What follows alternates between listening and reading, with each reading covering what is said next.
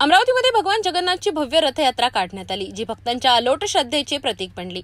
रंगारी गल्ली येथील जगदीश मंदिरातून निघालेली ही रथयात्रा धनराज लेन, सक्करसाद चौक, जवाहर गेट, सरोज चौक, जयस्तंभ चौक आणि मालवीय चौक मार्गे आचार्य निवासस्थानी पोहोचली। या रथयात्रेत भगवान बलभद्र, माता सुभद्रा आणि स्वतः भगवान जगन्नाथ हे अनुक्रमे बलभद्र रथ, सुभद्रा रथ आणि 12 चाकांच्या नंदी घोष रथात विराजमान झाले होते।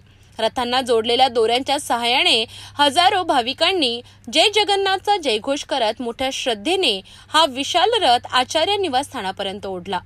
भगवान जगन्नाथ, बलभद्र आणि माता सुभद्रा आता पुढील 10 दिवस आचार्य निवासस्थानी विश्राम करतील। आषाढी एकादशीच्या शुभ मुहूर्तावर म्हणजे 6 जुलै रोजी भगवान पुन्हा मंदिरात परतणार आहेत। रथयात्रेदरम्यान भगवान जगन्नाथांचे आशीर्वाद आणि प्रसाद घेण्यासाठी भाविकांची प्रचंड गर्दी उसळली होती। या सोहळ्यात हेमंत आचार्य, पद्मा आचार्य, लता आचार्य, खुशबू आचार्य, भूमित्रा आचार्य, सुरेश रतावा, ललिता रतावा, मुकेश छांगाणी यांच्यासह परिसरातील अनेक नागरिक आणि भाविक मोठ्या संख्येने उपस्थित होते।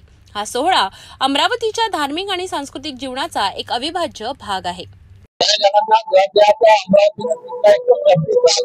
आचार्य परिवार अपनी 5वीं पीढ़ी को यह रिप्रेजेंट कर रहा है और हम अमरावती राज्य का सौभाग्य है कि हम यहाँ रहते हैं।